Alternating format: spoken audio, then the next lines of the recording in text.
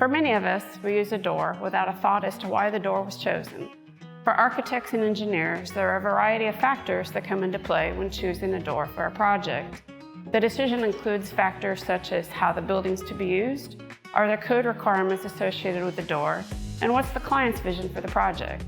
Here's my colleague, architect and director of design, John Gripka, who can speak to the many details associated with selecting a door for a project. So the architect's role in door selection is to become a liaison between the client and the engineer to make sure that we're using the right door for each use. And our clients will often consider who is the end user. Is it a shopper, a traveler, an employee, or a resident? So doors will often become design elements, and in this case, we need to strike a balance between design, function, and budget. Now, commercial projects, it's the job of the architect or the PM to get guidance from our code specialists on specifications and codes to make sure that the right door is used for this business and its customers. There are several differences when it comes to automatic door types. The first type of door is where everything associated with it is truly automatic. It doesn't take any activation by anyone other than to perhaps step onto a mat or be noticed by a sensor.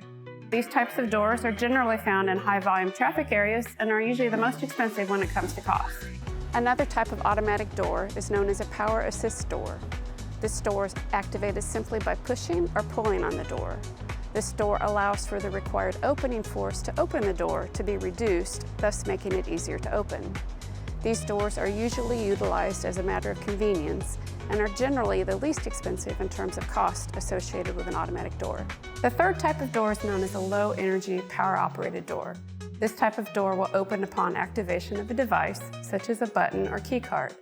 For persons with mobility devices, often required door clearances are either not provided or are not available. This door is a solution for when those clearances cannot be met. The person with a mobility device can push the button, which in turn will open the door without the additional clearance being needed. Important safety note about these doors: they can still function if the building loses power.